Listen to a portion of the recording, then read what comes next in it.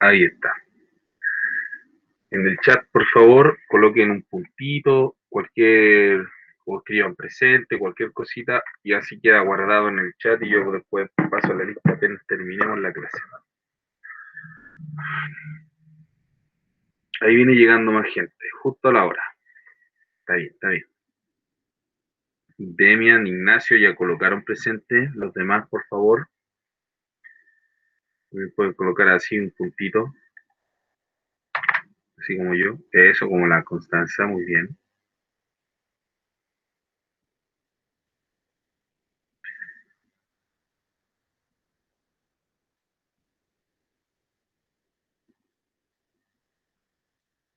Bien.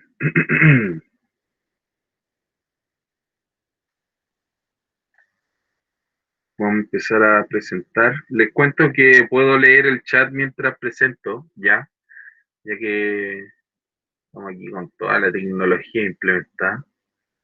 Así que puedo leer el chat mientras presento. Por si tienen dudas, pueden activar su micrófono también o pueden escribir, ya, si es que no tiene micrófono, qué sé yo. La cosa es facilitar la participación. Bien, esperando de que nadie esté, de los que está con la cámara, esté acostadito haciéndose el dormido, ¿cierto? Tome su cuaderno, su lápiz para tomar apuntes en la clase de hoy. Y lo que vamos a ver principalmente hoy es la tercera civilización más importante de lo que es la historia medieval occidental, ¿ya? ¿Qué vendría siendo el Islam? Ya los musulmanes, también conocidos, ¿cierto? Una religión, una cultura basada en una religión, mejor dicho, que en la Edad Media nace y toma un protagonismo bastante importante y va a ser también bastante importante como un factor que de cierta forma va a obligar a la Europa católica, por así decirlo, cristiana, a modernizarse, de cierta forma. ¿Por qué digo a modernizarse? Porque el mundo árabe ya era un mundo tecnológico. Ya a pesar de que ustedes estén pensando hoy en día, nosotros asociamos el Medio Oriente a pobreza, ¿cierto? Inmediatamente nos imaginamos una ciudad bombardeada, guerra, inestabilidad política. Es lo primero que pensamos al pensar en estos países en la actualidad, o la mayoría, quizás me estoy equivocando, ¿ya? Pero en un comienzo, esta zona fue una zona que en la antigüedad, ¿cierto? Ya era muy importante, y en la Edad Media va a ser una zona muy poblada, muy avanzada tecnológicamente e intelectualmente. ¿A qué me refiero con esto? Los musulmanes árabes, ¿cierto? Ellos nunca van a dejar de saber que la Tierra es esférica, por ejemplo. Siempre van a tener ese conocimiento. Nunca van a dejar de entender de que el Sol gira en torno a la Tierra. Esos conocimientos básicos de la geografía o de la ciencia, como le quieran llamar, son antiquísimos. Ya los antiguos griegos ya sabían todos estos datos, no con la precisión que se conoce ahora, que por ejemplo se estima, no sé, pues, por ejemplo, que la Tierra gira a unos 360 kilómetros por hora, que es una cosa que hoy en día se puede calcular. En ese tiempo no, ya, pero sí se sabía y se tenía el conocimiento de que, por ejemplo, la Tierra era redonda debido al eje del Sol que oscila de acuerdo a las estaciones del año, y también se sabía que el Sol giraba en torno a la Tierra. O sea, perdón, la Tierra giraba en torno al Sol, ¿ya? Eh, entonces ya era un mundo bastante que permanecía y heredaba los conocimientos de la antigüedad de cierta forma, sobre todo en temas de navegación. Y eso va a ayudar mucho a que Europa, la Europa cristiana, se modernice. Ya va, la interacción entre estos dos va a ser muy importante. Pero no me quiero adelantar, ya me adelanté mucho, pero no quiero hacer énfasis en eso, sino que hay que partir en orden, ¿ya? Los que vienen llegando, por favor, recuerden colocarse presente en el chat. Bien, para entender de un principio cómo nace esta gran cultura, hay que entender que en un comienzo fueron netamente tribus, ¿ya? Tribus que nacen en esta zona, la actual península arábiga, que se le conoce, ¿ya? Donde actualmente están países como Yemen, los Emiratos Árabes, eh, en fin, tiene todas estas ciudades que en un comienzo van a surgir y se van a establecer como reino musulmán, ¿ya? Geográficamente se ve de esta forma. Acá tenemos África con Egipto, ¿ya? Y acá tenemos lo que conocemos como la creciente fértil, donde está Israel, Palestina, Jordania, el Líbano, ¿ya? Eh, Eso a considerar como el mapa en general. Características principales del Islam, estas me las van a notar, sobre todo estas, están aquí, ¿ya? El politeísmo. ¿Qué quiere decir el politeísmo? Que van a creer en varios dioses en un comienzo, ¿ya? El Islam, todavía no estamos viendo el Islam en sí, como dice acá el título, estamos viendo características pre-islámicas, es decir, esta misma cultura que después va a tener esta religión, previamente vivían de esta forma, ¿ya? Eran politeístas, creían en varios dioses y sus dioses los conocemos como los genios, ¿ya? Ellos creían en esta entidad que se le conoce como los genios. De ahí viene toda esta historia de los genios encerrados en la lámpara mágica, ¿cierto? Que, mire, yo soy bien ignorante en este tema de la religión de los genios, pero entiendo que un genio es como una entidad que es como de la naturaleza o un espíritu de un antepasado que representa ciertas características humanas. Es una cosa bien loca, que no es conocido al concepto de Dios que nosotros solemos asociar, por ejemplo, como el Dios griego, que es un Dios inmortal, etcétera, sino que aquí ellos creen como en fuerzas de la naturaleza representada en personajes, ¿ya? Algo que extrañamente se parece como a la religión mapuche. Los mapuches creen en los pillanes, que son estos espíritus de la naturaleza también, pero más asociados a la naturaleza. Ellos lo asocian más a características humanas, como por ejemplo emociones, en fin, ¿ya? Es una religión igual extraña que no se le, no se, hasta hoy en día no se le interpreta muy bien, ¿ya? ¿Por qué? Porque cuando después el Islam surge como religión oficial, vamos a ver que el Islam se encarga bastante de borrar lo que había antes, ¿ya? Y imponer su religión como lo más importante. Entonces, también se van a perder los vestigios de estas costumbres.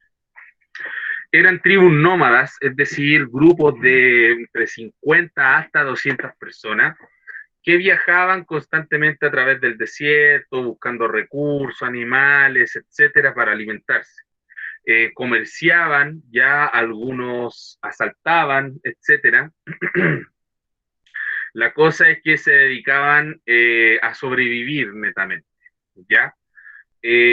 Sin unidad ni organización política. Vagaban a través del desierto. ¿Por qué esta gente llegó a vivir de esa forma? Porque esta gente, volvemos a ver aquí, provenía de estas zonas, del Líbano, de Jordania, incluso de Egipto, pero en siglos anteriores, debido a la dominación romana, muchos de esos pueblos fueron expulsados o decidieron emigrar de esa zona y empezar a colonizar esta. Entonces esas personas, esos pueblos se fueron transformando en estas tribus, ¿ya? También todo es una repercusión política, etcétera. Es interesante cómo se da todo esto, ¿ya? No tenían una centralidad política, sino que se organizaban en estas tribus que en general tienen en común que son familiares, ¿ya? Lideradas por el más viejito o la más viejita y en el fondo su hijo, nietos, etc. La actividad económica era sumamente importante, se dedicaban netamente a llevar productos de un reino a otro. Por ejemplo, se encargaban de traer productos de Egipto, llevarlo hasta Israel o Jordania, o traer cosas desde la India, ya que queda más a oriente en sí. eran comerciantes, ¿ya? Perdón por mover tanto la pantalla, es que me gusta hacer la referencia con el mapa, ya no es que los quiera marear. Bien. Eh, tu, tu, tu, tu, tu. Por lo tanto, se dan las circunstancias adecuadas para que alguien con un liderazgo consiga unir todas esas tribus, y es lo que va a pasar, ¿ya? Ese liderazgo será religioso y finalmente político. O sea, vamos a partir con un liderazgo religioso. Va a ser la religión lo que va a unir estas tribus, pero después en el futuro va a pasar a un ámbito político. Recordemos que la Edad Media se caracteriza por tener la religión y lo político fusionado, ¿cierto? Fusionado juntos. Hoy en día la política moderna es una política laica, que respeta la religión, respeta la libertad de culto, pero no involucra a la iglesia ni ninguna religión en sus decisiones, ¿cierto? Excepto en Medio Oriente, que aún los estados sigue siendo islámico algunos, ¿cierto? Algunos siguen rigiéndose por leyes de el Corán, que es el libro sagrado del Islam, ¿ya? Todavía se sigue efectuando en algunos lugares, siempre hay excepciones. Con el uso también de la fuerza y la guerra. Ya esas conquistas no van a ser precisamente pacíficas, no van a ser precisamente buena onda como el Islam va a conquistar estos territorios. Cualquier persona que se resista al Islam o niegue el Islam merece ser conquistado, según las mismas leyes de ellos, ¿ya?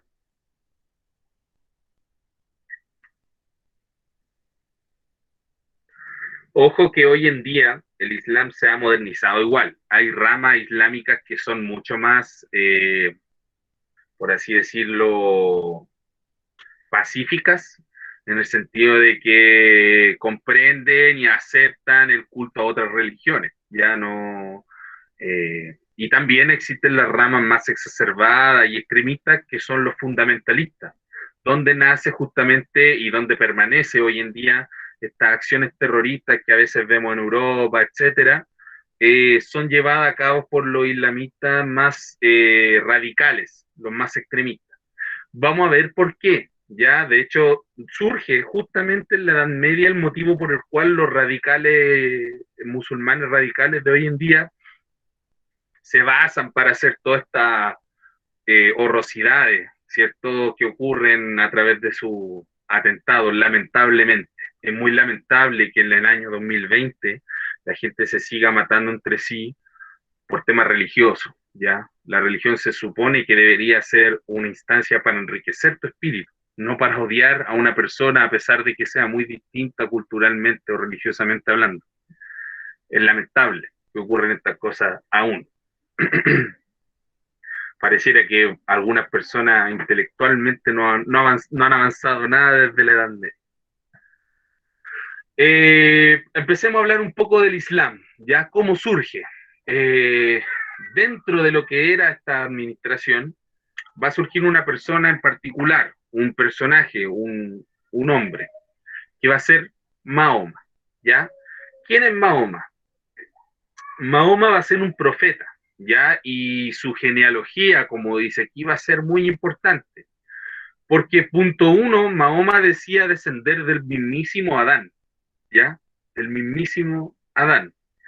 Y su descendencia obviamente va a ser lo que marque de cierta forma el legado de los reyes musulmanes, también conocidos como califas o sultanes en algunos lados, ¿ya? Estos reyes van a ser los descendientes de Mahoma. También van a haber sultanes que, van a ser, que no son descendientes de Mahoma, que van a ser justamente los más moderados, pero los más extremistas son los descendientes de Mahoma. Aquí tenemos todo un árbol genealógico de cómo descienden su hijo y nieto, etcétera, que en el fondo van a ser los futuros sultanes de los reinos, ¿ya? No me voy a detener a ¿cómo se llama? A detallar esto, sino que quiero que entiendan de que la descendencia de Mahoma va a ser considerada de forma muy importante, al punto de que en la Edad Media, época en que quizás los datos no son muy fehacientes, va a ser sumamente importante llevar a cabo los descendientes de Mahoma, etcétera. Hablemos de él en sí, no tanto de sus hijos, ni sus nietos, ni sus bisnietos, ¿ya? Según la tradición islámica, una noche en la que Mahoma meditaba en el monte de Ira, o de Irá, no sé cómo se pronuncia realmente en su lenguaje nativo, el arcángel Gabriel se apareció y le comunicó la existencia de un solo Dios, Alá, y que él era su único profeta, él, Mahoma, ¿ya? Encargado de llevar la palabra de Dios a los infieles, que son los no creyentes. En el fondo, a este caballero Mahoma se encuentra meditando y se le aparece el arcángel Gabriel, el mismo que se le aparece a la Virgen María. Y como profesor, usted me está diciendo que los caballeros ocupan figuras religiosas de otras religiones. Sí, pues lo que pasa es que recordemos que el judaísmo, ¿cierto? La religión judía nace del mundo árabe también y es la base religiosa muchas veces de todas las religiones, del cristianismo, del mismo judaísmo y también del islam, ¿ya? De hecho, el islam reconoce a Jesús, de ahí vamos a ver cómo, ¿ya? Pero admite la existencia de Jesús, de hecho. Pero en el fondo es como que lo que trata de decir Mahoma en su mensaje es como nadie pudo interpretar bien el mensaje de Dios, ¿ya? Yahvé no es Dios, en realidad Dios se llama Alá y yo soy su profeta, ¿ya? Eso es lo que viene a imponer el Islam.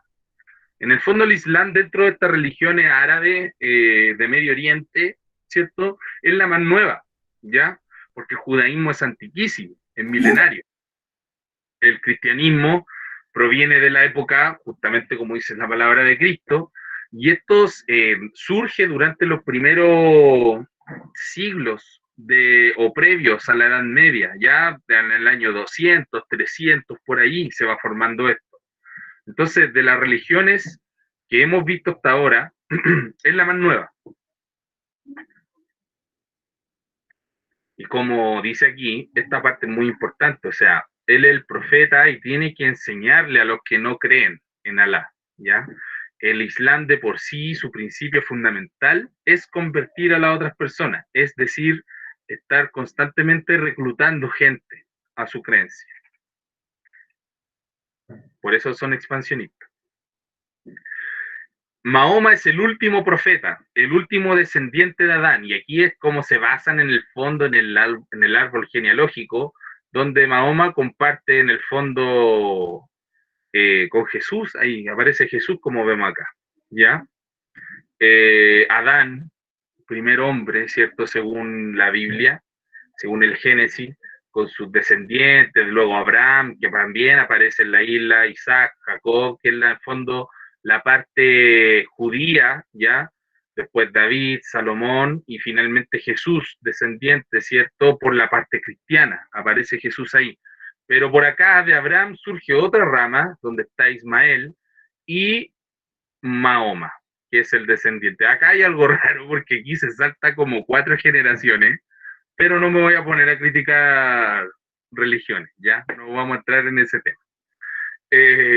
La cosa es que Mahoma aparece aquí como descendiente de Adán también, ¿ya? Y por ende es el último profeta, incluso después de Jesús. Entonces su mensaje de Dios es el más actual y por ende el más real, mirado desde su punto de vista.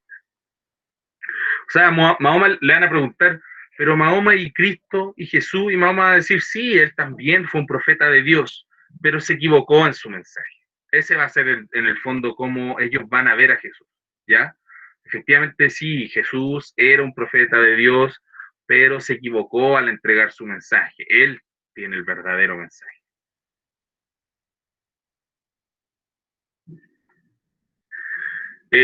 ¿Dónde va a escribir este caballero toda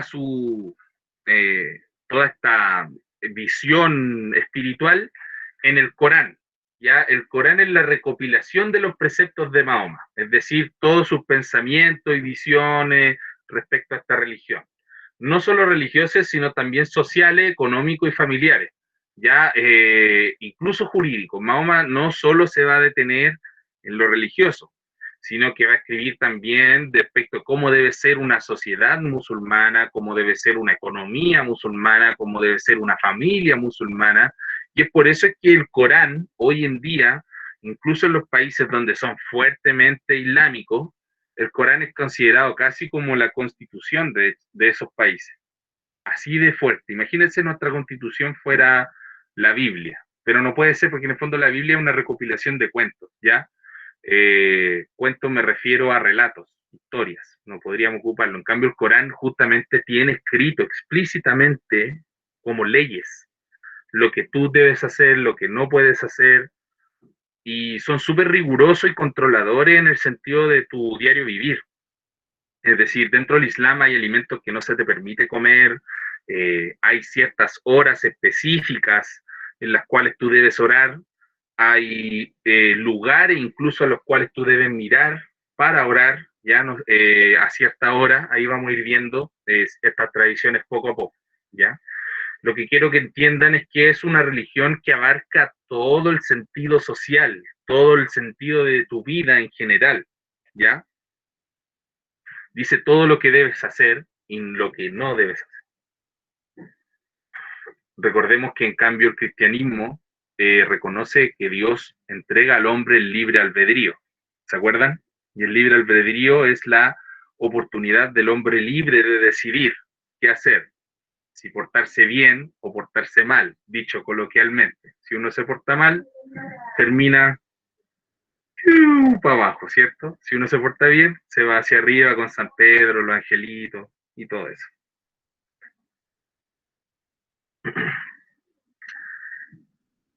Se me perdió el mouse. Aquí está. Preceptos del Islam. Estas son las cosas más importantes que hay que considerar a la hora de hablar del Islam, o sea, sus 5 leyes más importantes, ¿ya? La profesión de la fe, es decir, constantemente estar difundiendo tu fe. Cualquier persona que tú conozcas que no conoce a Mahoma, tú tienes o sea, a la palabra de Mahoma, ¿cierto? Tú tienes el deber religioso de hablar de eso.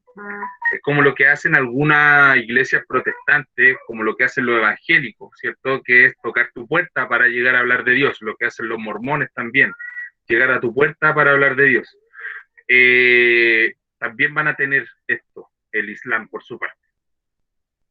Oración 5 veces al día, ya, bueno, el rito, o sea, los católicos también tienen sus oraciones a cierta hora, etcétera. Ellos también, 5 veces al día.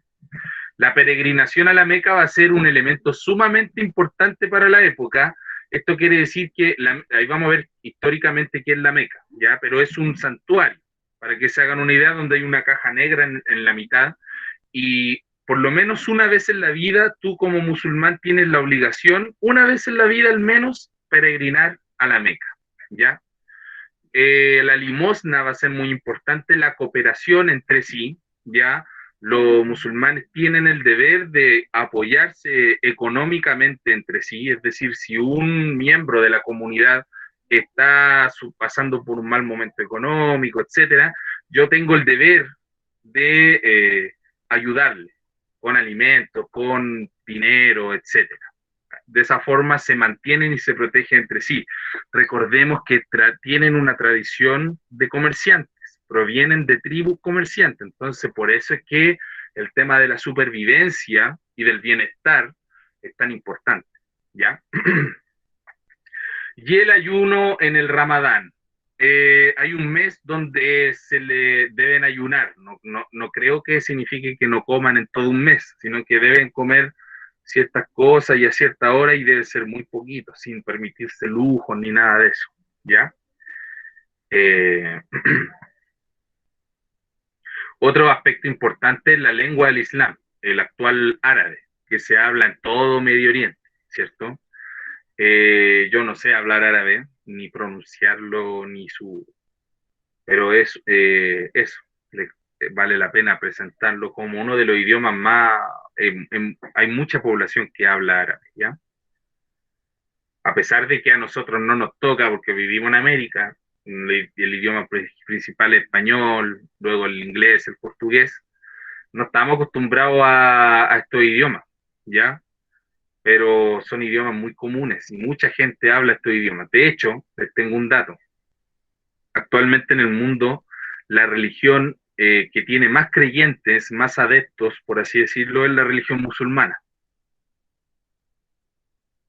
Nosotros, bajo nuestra percepción, diríamos, no, la católica o los cristianos, pero en el fondo no, son más musulmanes en el mundo, la religión que tiene más creyentes actualmente. La égira es el mensaje de Mahoma, ya es rechazado por la élite social y económica de la Meca en un comienzo. Eh, Existía esta ciudad en Medina, donde se va a organizar de cierta forma este lugar que es la Meca. ¿Ya? La Meca va a ser un lugar muy importante, ¿por qué? Porque dicen que dentro de esta cajita, o la cajita en sí, contiene un meteorito, ya un meteorito que cayó hace muchos años atrás y que se le considera una piedra sagrada, como una piedra venida desde otro mundo, ¿cierto? Es súper loco porque en el fondo tiene sentido, o sea, es una piedra venida desde el espacio, desde otro mundo, y se le venera como tal, y es un punto sagrado importante, ¿ya?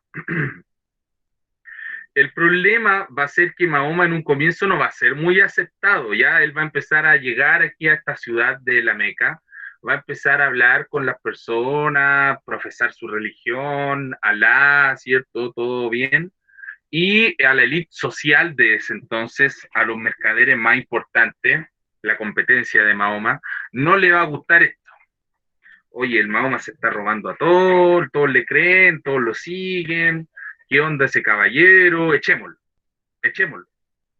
porque atenta con los intereses económicos del negocio, ya del culto a la roca, el culto a esta piedra negra, el Akaaba, que se le conoce a este meteorito.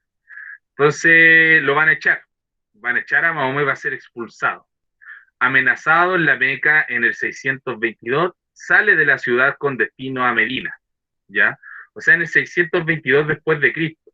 Mientras en Europa estábamos con el Sacro Imperio Romano Germano surgiendo todo eso, ¿cierto? El reino germano, faltaban aún 200 años aproximadamente para el surgimiento del Sacro Imperio Romano Germano. Tenemos aquí, está surgiendo también paralelamente el Islam. Están pasando varias cosas en el mundo. Eh, Sale de la ciudad de la Meca destino a Medina, ¿ya? Esta huida se le conoce como el inicio de la Égira. Tras 10 años predicando en Medina, consigue su objetivo, asentar una nueva religión y preparar su retorno a la Meca, ¿ya?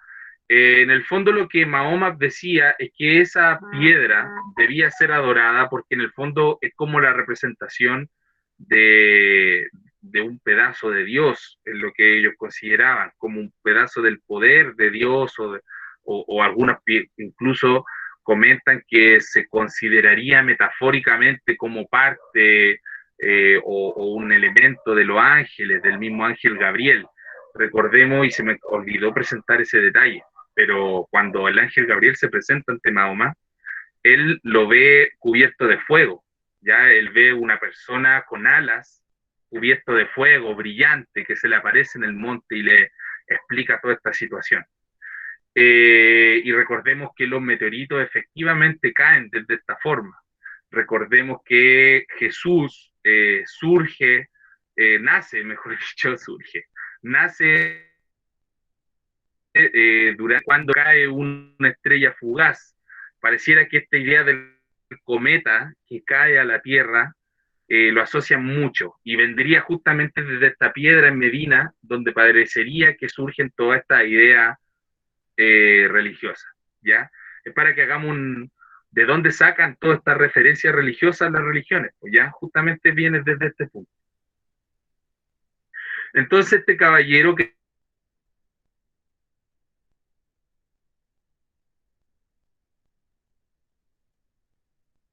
quería a toda costa tomar, eh, va a irse a Medina, una ciudad vecina, donde va a generar, obtener a su creyente, a su grupo, ¿cierto? Y finalmente Mahoma y sus seguidores conseguirán tomar la Meca en el 632. Se va a demorar 10 años, como dice justamente esta campaña religiosa en llevarse a cabo.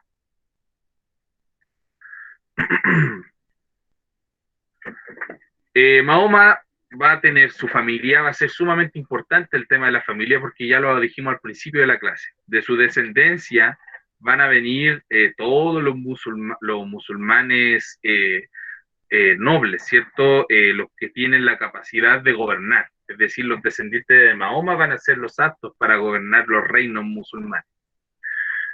Su primera esposa, Khadija. Con ella tuvo 6 hijos, de las cuales destaca Fátima. En este se casó con Ali, primo de Mahoma. Ahí hay una cosa muy rara. Recordemos que los nobles y las familias reales siempre se encargan de mantener el poder.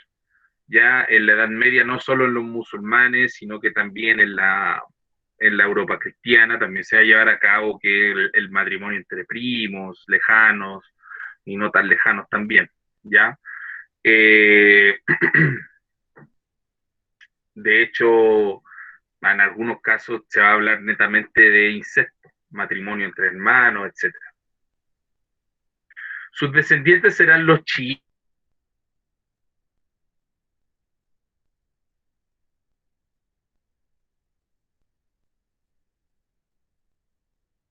ya al mantener la palabra fuertemente arraigada, y son los que hoy en día incluso podríamos decir más extremistas, ¿ya? Acá está la diferencia. Van a estar los sunitas o suníes y los chiitas, ¿ya? Los chiitas sostienen que los descendientes son descendientes Profe, directos del profeta Mahoma. Dígame. se escucha mal, como que se pega. Puede ser su internet o el mío, ¿ya? Tranquilo, normal. Vamos a esperar que pase un poquito. Mateo, es que en algunas partes te quedaste pegado. ¿Pegado? Sí. Ah, Te ¿en qué quedaste parte, ¿en qué parte me quedé pegado? hace como una segunda atrás, te quedaste 2 veces pegado en lo que estabas hablando. Muchas gracias. ¿Hay algo que no se entendió bien, entonces, muchachos, para poder rescatar esos puntos quizás? En el chat ahí me pueden escribir, quizás algo no se entendió bien de todo esto, lo que hemos visto hasta ahora, que en la campaña religiosa que ha llevado Mahoma y todo esto. Profe, eso sí se entendió, se le cortó, se le paró donde decía la descendencia. Ya, muy bien, gracias. En el fondo, destacar que, como decía, la descendencia de Mahoma va a ser muy importante, ya que desde su descendencia van a surgir los reyes más importantes, los sultanes más importantes de la Edad Media. Y también surge lo que es la rama chiita de esta religión. Los chiitas son los más fundamentalistas, los más extremistas, ¿ya? Los que tratan de llevar a cabo la palabra de Mahoma de forma más fuerte. Aquí tenemos la diferencia, ¿ya? Los chiitas sostienen que son justamente descendientes directos del profeta Mahoma, por la vía de su hija Fátima y su yerno Ali. Son gobernantes legítimos del mundo musulmán, ¿ya? Y hoy en día se ramifican más en ramas más extremistas, etc. Las sectas suníes, en cambio, son los que sostienen un gobernante musulmán que no tiene por qué demostrar ser descendiente de Mahoma, ¿ya? Tiene que ser netamente un líder políticamente apto, no tiene para qué ser descendiente de Mahoma. Y siempre y cuando pueda obtener el consentimiento de la comunidad de fieles, ¿cierto? La UMA, que es, por ejemplo, el consejo, el equivalente a una especie de senado, por así decirlo, ¿ya? Entonces los sunitas van a ser mucho más moderados, ya en su forma de profesar la religión. Los chiitas van a ser estos más dedicados a la conquista, expansión, etc.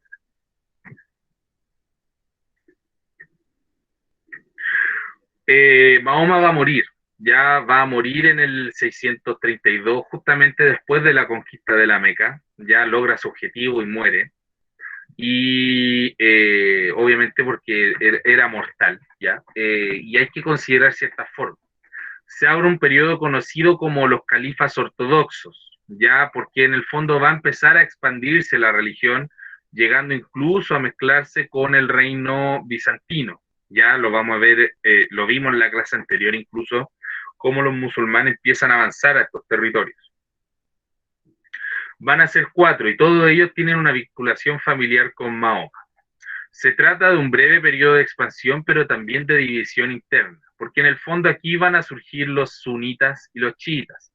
Va a haber un grupo que se va a enfocar netamente a la conquista, mientras, digamos las cosas como son, los territorios ya conquistados van a necesitar líderes políticos más, políticamente más aptos, ¿ya? Probablemente los chiitas son excelentes guerreros, excelentes reyes para la guerra, ¿ya? Para conquistar territorios. Pero para administrar un territorio necesitamos otro tipo de rey. Justamente van a surgir estos líderes políticos sunitas, ¿ya? Que son musulmanes, son igual de musulmanes que los chiitas, pero en el fondo son más enfocados al mantener un reino, no tanto al conquistar, ¿ya? Ahí dice, busca información sobre los 4 califas ortodoxos, pero no, eso lo vamos a dejar ahí, en la actividad lo vamos a meter, ¿ya? Esta es una línea de tiempo de cómo en el fondo se mantiene y se va a llevar a cabo las dinastías de Mahoma, y vamos a ir viendo cómo se desintegra finalmente en el 1258 el linaje de Mahoma. Hoy en día existen chiitas, sí, y sostienen ser descendientes de Mahoma, pero no hay nada que en el fondo legalmente o científicamente acredite eso, ¿ya? El linaje de Mahoma se va a perder definitivamente ahí. De forma legal, un dato específico.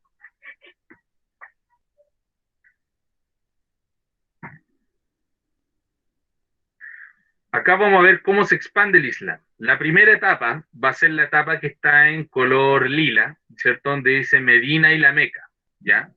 Va a ser la primera etapa llevada en el 632.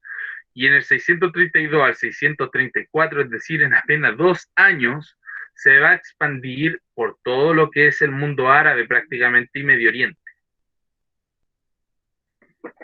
para finalmente, 100 años después aproximadamente, va a llegar a conquistar gran parte del continente africano, del continente asiático, ¿ya? Armenia, Tabaristán, y ahí le va a quitar todo este territorio a Constantinopla, que aquí va a estar, acá está Constantinopla y el Imperio Bizantino, ¿ya?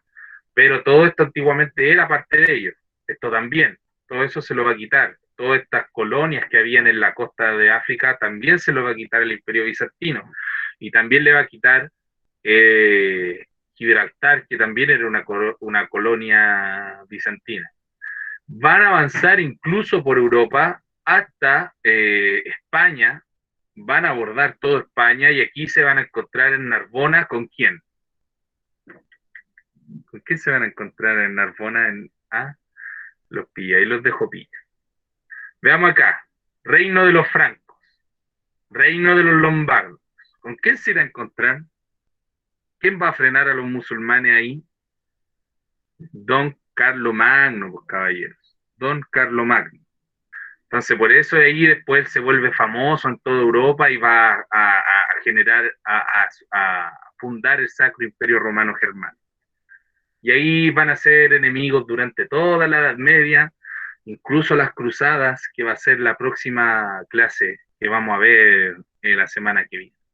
Ya que en el fondo va a ser el gran enfrentamiento que vamos a tener entre la Europa católica, cristiana, versus el mundo árabe, musulmán, ¿ya? Se van a agarrar de las mechas, van a haber conquista, reconquista, en fin.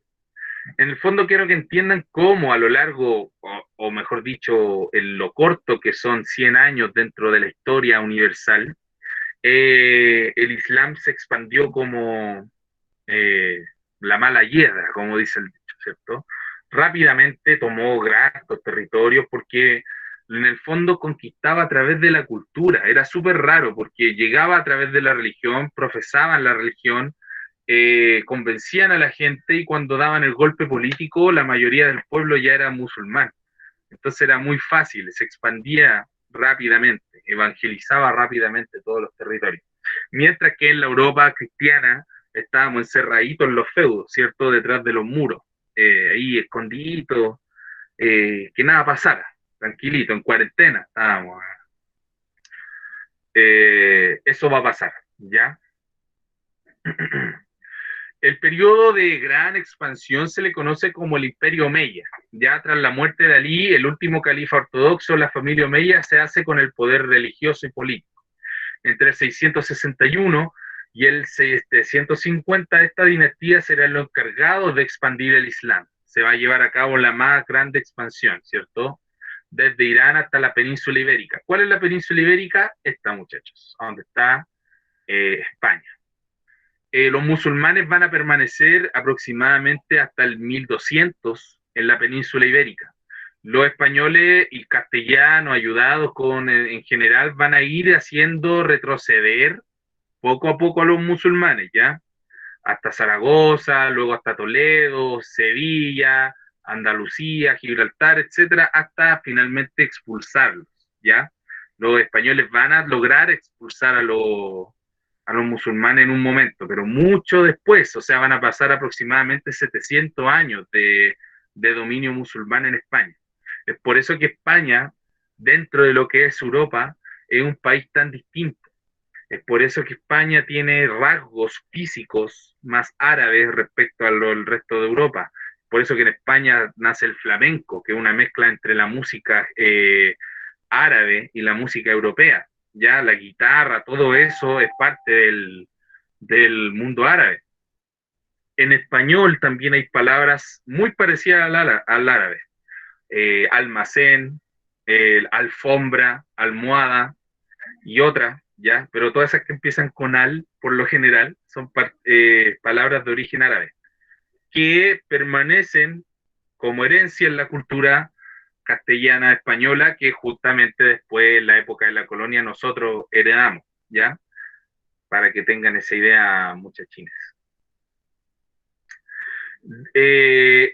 El traslado de la capital va a ser desde la Meca, ya, hasta Damasco, que eso es netamente un cambio que va a haber ahí interno.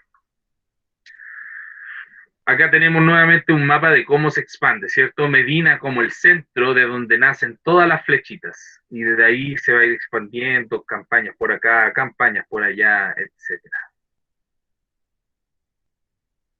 Acá van a pelear con los francos los van a echar, chao, nos vemos, nosotros no queremos musulmanes, etc.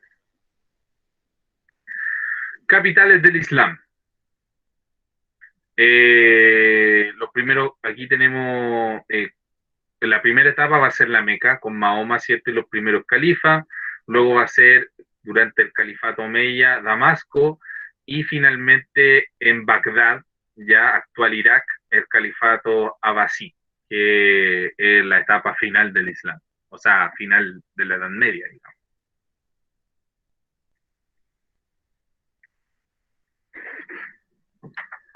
Este material lo voy a subir, ¿ya? Por si no alcanzan a copiar algunos, yo sé que algunos están copiando y ahí yo avanzo, se quedan atrás. No se desesperen. Yo lo subo al tiro para que lo termine de copiar.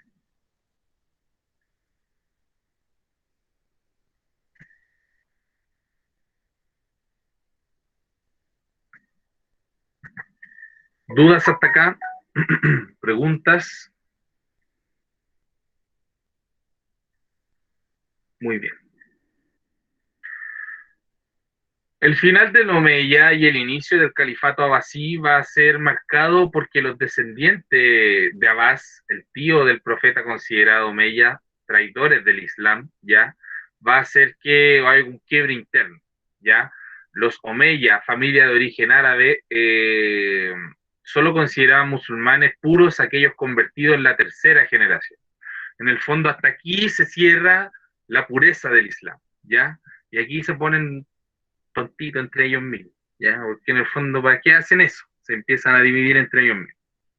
Es así como surgen justamente los suníes, que van a ser los musulmanes que vienen después de esto, ¿ya? La razón económica, los impuestos. Para los omeyas, solo los árabes musulmanes estarían exentos de pagar impuestos. O sea, aquí ya se empezó a generar división social. Solamente los descendientes de Mahoma, los más antiguos, las familias más antiguas, no vamos a pagar impuestos. Y todos los demás van a pagar impuestos. Complicada la cosa. Los conversos, lógicamente la gran mayoría, es decir, todos aquellos que no eran descendientes de Mahoma, pero aceptaron la religión musulmana, tendrán que pagar los impuestos. ¿Cómo les queda el ojo? ¿Ah? Eso va a generar una pelea entre ellos mismos. El resultado de esto va a ser que se va a imponer justamente el califato abasida, que va a ser la etapa final medieval del Islam. Esta situación acabó provocando la revuelta de los seguidores de Abbas, apoyado por los chiitas, seguidores de Ali. Ya empezó una guerra entre los más moderados y los más conservadores. Y a partir del 750 la dinastía Omeya será perseguida y tan solo uno de los miembros, Abd el-Raham, conseguirá huir, refugiándose en la parte occidental de Andaluz, es decir, en la península ibérica. Y ahí se mantuvo supuestamente la descendencia de Mahoma, y con eso volvieron a refundarse los chiitas, etc. ¿Cómo se organiza el imperio? ¿Ya? Está el califa, que es la máxima autoridad política y religiosa, es decir, el rey. Luego está el visir, que es como su mano derecha, primer ministro. El emir, que es un gobernador de provincia, por lo general eran príncipes, hijos, hermanos del rey, ¿ya? El cadí, que es el juez encargado de ejercer la justicia, matar al que había que matar, meter preso al que había que meter preso, etcétera. Y el diwan, que es el tesorero real, no DY como Daddy Yankee, por si acaso no se haya confundido, diwan.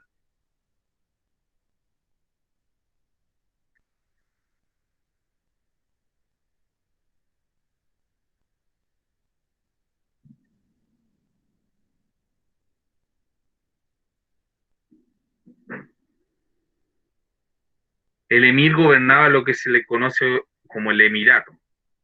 Por eso ahora hay un país que se llama Emiratos Árabes, que eran las provincias de estos reinos, que hoy en día se unen en un puro gobierno.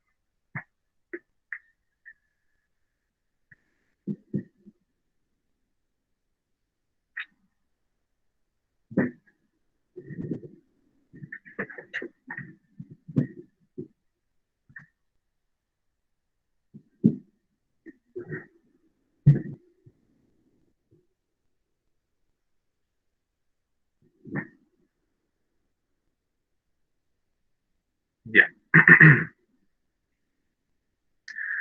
Vuelvo al tiro, ya en el fondo lo que quiero ver para ir terminando es el tema social, ¿ya? La organización de los árabes socialmente va a ser de la siguiente forma. Va a estar los árabes, va a ser también racial, como pareció a lo que es la Europa moderna. Los árabes, sirios, muladíes, mozárabes, etcétera, todo va a tener que ver de acuerdo a la descendencia de Mahoma. Mientras más puro sea tu descendencia, más acceso al poder va a tener. Por eso al final vamos a tener a los mozárabes, que son estos personajes que adoptaban la cultura árabe, pero no eran origen árabe, los judíos, que en el fondo van a ser un poquito maltratados durante toda la Edad Media en distintos lugares. Los eslavos, que los eslavos no es lo mismo que los esclavos. Los eslavos son los pueblos que vienen desde esta zona, desde la parte europea, indoeuropea, que se le conoce, ¿ya? Que también van a ser considerados muy bajos en la escala social. Y finalmente, obviamente, los esclavos, que son los que ya conocemos, tratados como objetos, etc. El tema que no deja de ser polémico es el tema del uso de los velos, ¿cierto? Es una religión netamente machista que mira a la mujer como prácticamente un tesoro, una cosa rara, un objeto, una cosa así. Que quizá un musulmán me escucharía decir esto y me estaría odiando porque ellos tienen otra visión cultural de esto. Su argumento es que a través de esto ellos le otorgan respeto a la mujer, etcétera. Son visiones. Ya podemos estar discutiendo años. Han pasado 1000 años, de hecho, y más llevándose a cabo este tema, estas discusiones. ¿Ya? Todo tiene que ver desde la mentalidad, desde el punto de vista en el cual te criaron, tu religión, el lugar en el cual naciste. Va a haber cosas que son más normales para ti y otras cosas que son súper raras y difíciles de entender, ¿ya? Pero lo que yo les puedo decir es que en el fondo todas merecen respeto, ¿ya? Si son antiguas, si llevan muchos años, lo mejor es respetar, si es que no conocemos más allá de todo eso. El yihad, como dice aquí, que actualmente la mayoría de las mujeres musulmanas ocupan esto, el yihad, ¿ya? Sobre todo se ve más en los musulmanes más sunitas, que son los menos exacerbados, ¿ya? Es un velo característico de las mujeres árabes que deja libre la cara y muchas mujeres lo llevan como signo de identidad. El burka oculta completamente el cuerpo y una rejilla de tela solamente permite que los ojos puedan ver hacia afuera, ¿ya? Ojo que todas estas vestimentas no nacen exclusivamente para tapar a la mujer, sino que nacen también desde la época en que eran tribus nómades y andaban por el desierto, se ocupa mucho eso, ¿ya? Y el tema de la protección de la mujer es el que se interpreta a la hora de colocarle estos velos. Recordemos también que las religiones árabes miran muy mal, se ve muy mal socialmente y religiosamente el tema de desear la mujer del prójimo. Eso es súper mal mirado en el mundo árabe, ¿ya? Entonces también se le ve como esto, machista, fíjate. El niqab es una prenda que cubre hasta la rodilla, solo deja libre los ojos y se combina con otro velo para sus ojos. Está otra forma que son shaila y shador, que son en el fondo distintas formas, ¿ya?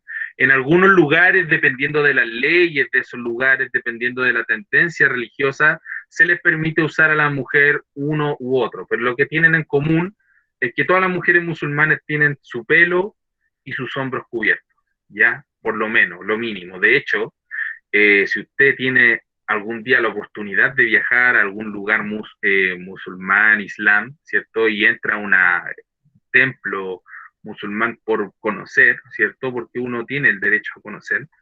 A las mujeres se les pide entrar con una prenda que cubra sus hombros. Las mujeres no pueden entrar con los hombros descubiertos, por ejemplo. Claro, respetan que usted sea occidental, que sea cristiana, que venga de Chile, ¿cierto? Y la dejan entrar, por ejemplo, sin velo en el pelo, pero sí con una prenda que cubra sus hombros. Oiga, profe, pero ¿qué le servía a ella ponerse esa como capucha? Lo acabo de explicar de cierta forma que tiene que ver con una tradición de protección, ¿ya? Que se mezcla también con las creencias religiosas. Es súper mal mirado y era súper mal mirado en el mundo árabe antiguamente también el tema de desear la mujer del prójimo, ¿ya? Y el mundo árabe tiene una cosa como una sobreprotección sobre la figura femenina. En el fondo, un musulmán puede tener todas las mujeres que él pueda. Y digo, ¿por qué él pueda? Porque en el fondo, si tú quieres tener una esposa, 2 esposas, 3 esposas, 5 esposas, lo que tú debes tener sí es la capacidad económica para mantenerlas. Es decir, la mujer musulmana no trabaja, solo se dedica a la crianza y a los quehaceres de la casa. Y en el fondo, mientras más rico sea un musulmán, más señoras puede tener. Es así culturalmente y se les protege como un objeto, es casi como reclutar señoras. Es una cosa muy rara. No siempre tiene que haber una relación de índole afectiva. Ojo con eso. ¿Por qué? Porque, por ejemplo, ocurría y ocurre por el deber, este mismo deber de apoyarse entre sí, de que, por ejemplo, un amigo mío moría. Y él dejaba a su esposa viuda. Yo podía casarme con esa esposa por una especie de protección. Se da, ya también se da. Es una sociedad patriarcal, claramente, donde la figura del hombre se ve exacerbada, pero no todo tiene que ver netamente con lo afectivo, que tiene que ver con el matrimonio occidental, donde una persona se casan porque se aman, ¿ya? Porque hay una relación afectiva, sentimental. Acá no siempre tenía que ser así, ¿ya? El tema del matrimonio tiene una índole netamente de bienestar económico y social también. Por eso es que a la mujer se le trata como un objeto, como un bien, como quien posee animales, vacas, no sé. Sí, es que le preguntaba porque a la vuelta en mi casa hay una señora que siempre pasa con eso y me da como miedo. ¿Con cuál? Con este, ¿cierto? Con el primero. Sí, pero la cosa es blanca. Sí, pero no te preocupes porque en el fondo estos musulmanes, los que ocupan el yihad, que es el velo, son los sunitas, que son los musulmanes más tolerantes, ¿ya? No son los que generan los atentados precisamente, o los que se les reconoce como tal. Ya los musulmanes terroristas, comillas, tildados así por la cultura occidental, son los chiitas, los fundamentalistas islámicos. Es que hay como videos así que las tipos se sacan la polera y tienen llenos de bombas y se explotan. Y da como miedo. O sin ir más lejos, los fuertes videos de ejecutando periodistas ingleses y todo eso. Pero eso recae netamente en el terrorismo, ¿ya? Eso es terrorismo, no tiene que ver con la religión, ya que los mismos musulmanes internamente, digamos, los oficialmente musulmanes rechazan estas prácticas, no reconocen el Estado Islámico que se le conoce a este grupo radical terrorista, no lo reconocen como propio. Ellos no están orgullosos de estos atentados y todas estas atrocidades que se cometen a través del mundo en el nombre de esta religión. ¿Ya? Ojo con eso. Hay que destacar ese punto.